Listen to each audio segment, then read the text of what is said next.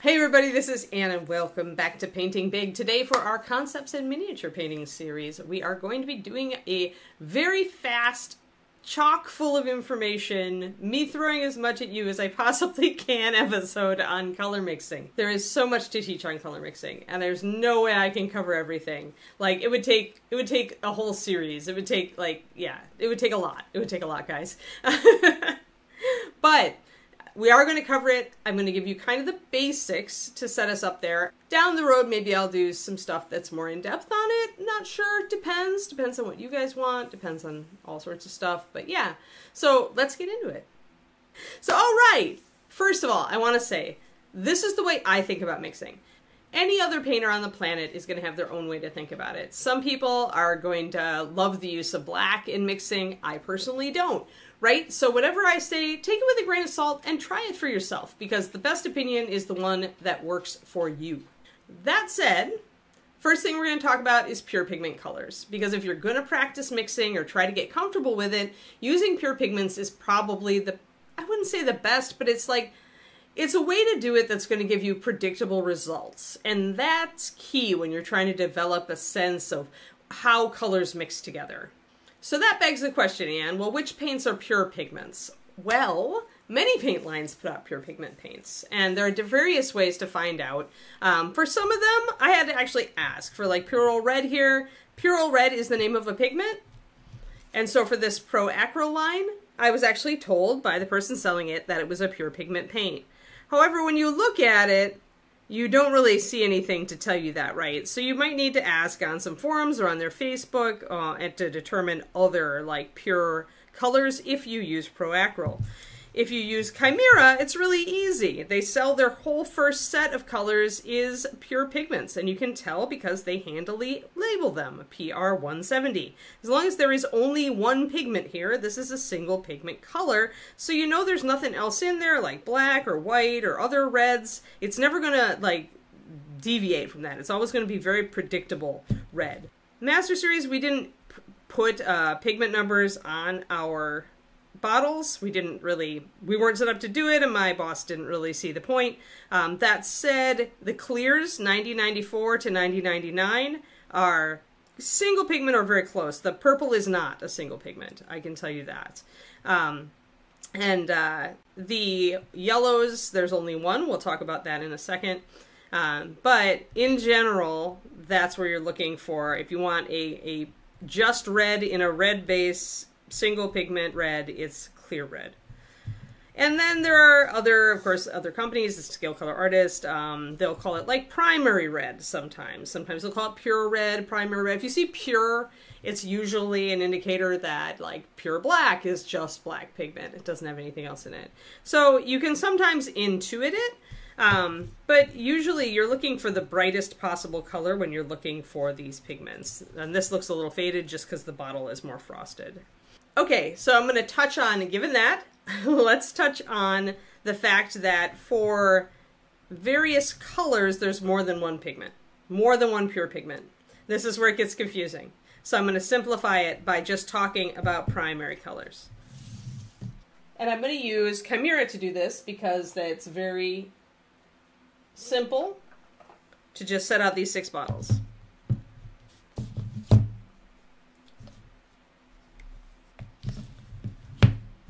Primary colors, red, yellow, blue. Of these, the difference between these is Midland, and you could use either. These are both phthalocyanine blues, phthalo blue.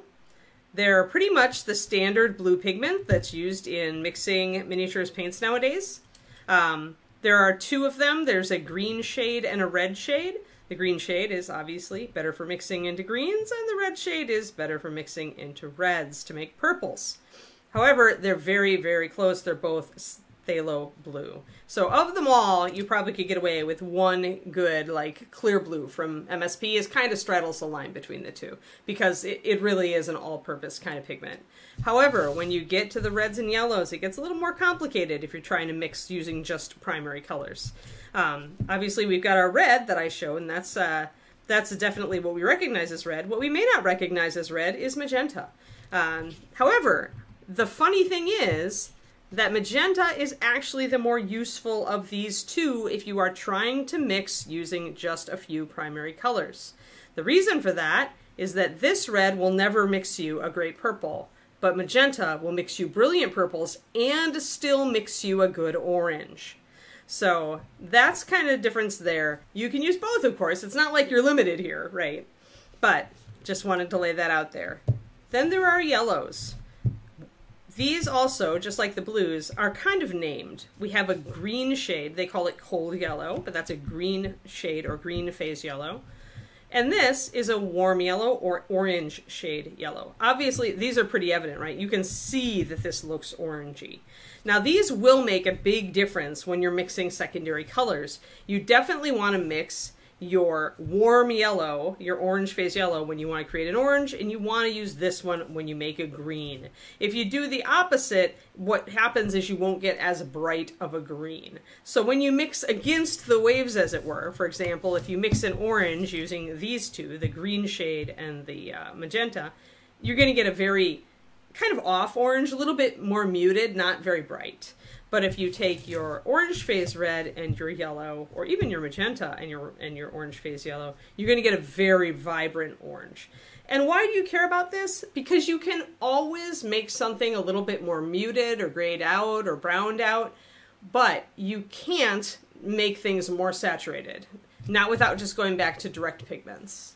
So if you want to use a very intense color for something, you probably are going to be looking toward a pure pigment color or a mixture of pure pigments with minimal other things.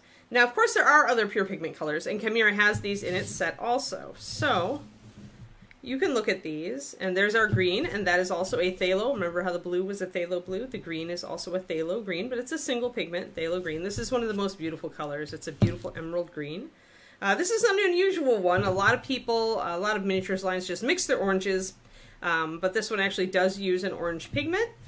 And then we've got our purple, which is violet. They've also got a lighter reddish purple, actually called purple. So those are your two purples. And each of them is using a particular single pigment. I think this is a dioxazine purple, and I don't remember what that one is. Now, when you are using pure pigments to mix colors, what you're going to probably notice is that things are a bit see-through. In other words, you're not going to get great coverage with pure pigment colors. And this is just because you're used to miniatures lines adding stealthy bits of other pigments and maybe using a slightly different base to add coverage to your colors. So for these, if you use them fairly thick, sure, they might cover okay. But when you start to thin things and when you're using pure pigments, that's when you see that a lot of primary and secondary pigments in general are rather clear. So one last thing about the pure pigments, before we move on to our next step, which is mixing them, is that not all pure pigments are going to mix alike. For example, you might come up with this. Now this is ultramarine blue. It's a particular type of ultramarine, that pigment designator right there. But nonetheless, you can see that this is a pure pigment blue, but obviously it's quite different from these. And it's going to mix differently. So that's obvious, but I felt like I had to say it. So yeah, so for your best mixing, I would use a phthalo blue. Some of these other blues, they're going to act a bit differently. So all right, one of the things that we have to talk about if you're going to be practicing mixing with pure pigments is the fact that most of them are going to be pretty dang see-through. I'm going to pop this in here. Having something black in the field of view usually makes it work a little bit better. All right, so that looks pretty watery. Let's make sure we shake this up till we can feel the agitator. I don't use these that often. Most of the time I used Reaper. All right, let's get a nice thick glob, much better, stands up much better. Obviously it's not separating right away, so that's a good one. But most of these pure pigment paints, and especially magenta and the phthalocyanines and the yellows, are going to be pretty darn see-through. And the easy way to deal with that, let's pull that out and get a little closer. So this is just the water that's on the wet palette, but you can see it's a beautiful emerald color, but Once you thin it down at all, it is going to be pretty see-through. So the way that you deal with this when you're learning to mix, if you're using pure pigments, is the same way that oil color artists do, which is you add a tiny bit of white or another pigment that has a lot of coverage. And the trick here is you only need to add a tiny, tiny bit. So if you add a tiny, tiny bit, you still get a beautiful green, but it's going to have better coverage. You don't see the brush strokes quite as much. You can see it's a little more opaque. And if you want to get back to this beautiful emerald color, all you need to do is put down a layer of this better covering green and then paint one of this over the top, and you're going to be just fine. Another color you can use, for example, is red oxide. Red oxide covers really well. It's kind of a rust red color, but you can sneak it into your reds to give them better coverage, and you usually won't even notice it. So now, what if you do not have pure pigments? What if you don't have the cash to, or the desire to invest in, you know, a bunch of paint just for mixing? What if you just want to use whatever? So let's say all we've got is standard paint. We're just like, well, you know, I want to mix these. The reason this is going to be less predictable is that you don't know what pigments are in these. You may think you know. You may look at it and say, well, blood red's obviously red. And you may say that, well, cyan blue is obviously blue. But then when you put them next to something that is a pure pigment, suddenly you can see there's something extra in this bottle that you don't know about.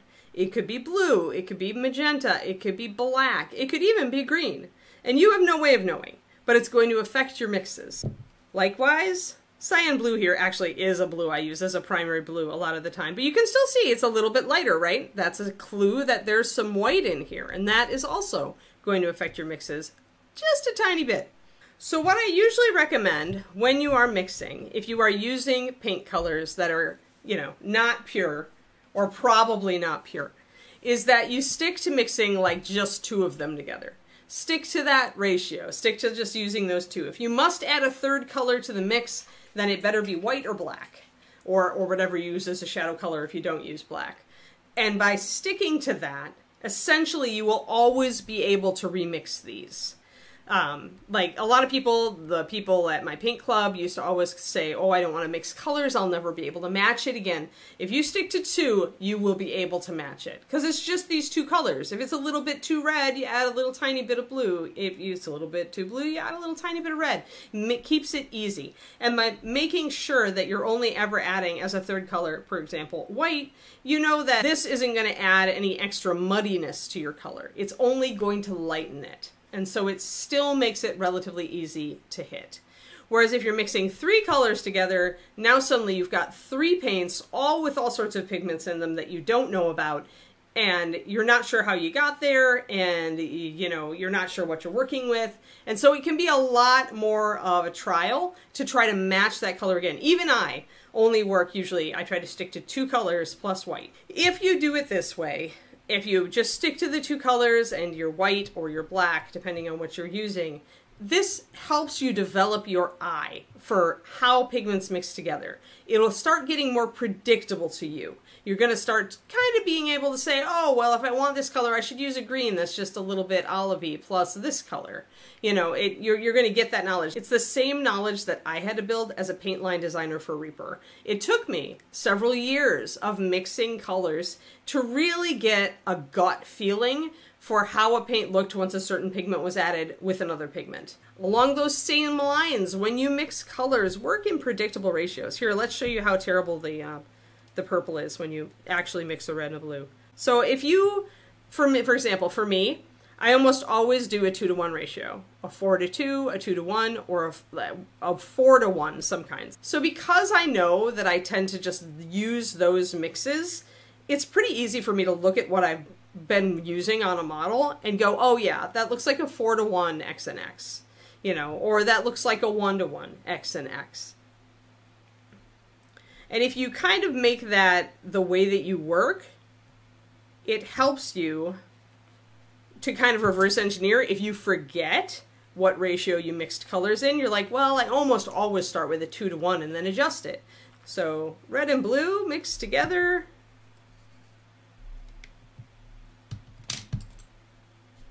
Does not make purple. In this case, it makes a dark blue purpley blue. How you gonna call that? Let's spread this out on the palette actually, and but you see how muddy it is? You can see how muddy it is.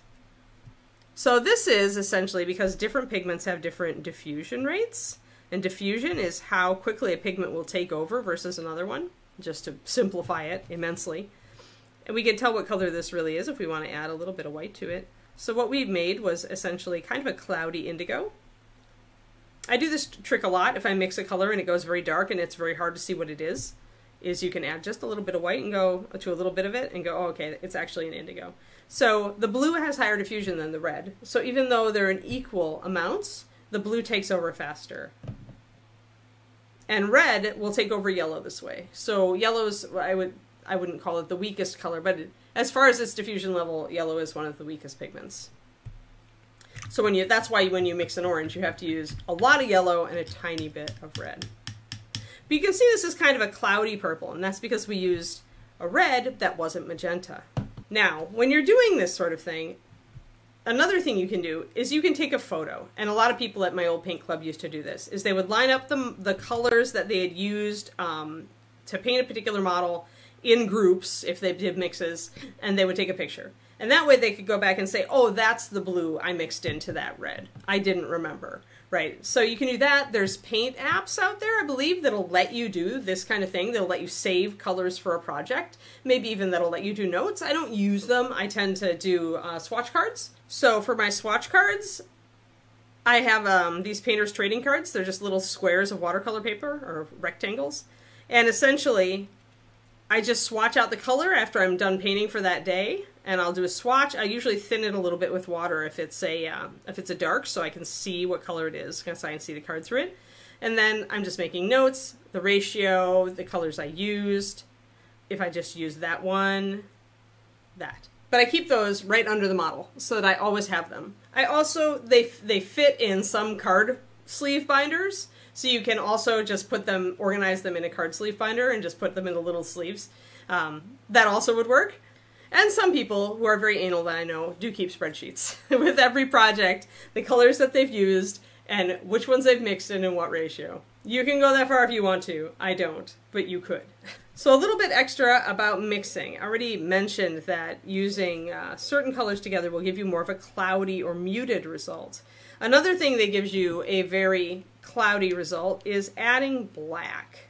So a lot of painters, oil painters, don't even use pure black. They mix their black.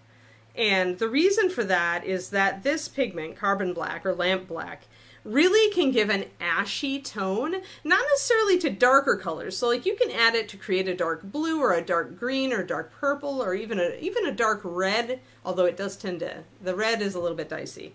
And it'll be fine. It'll be fine with your greens, your blues, your purples.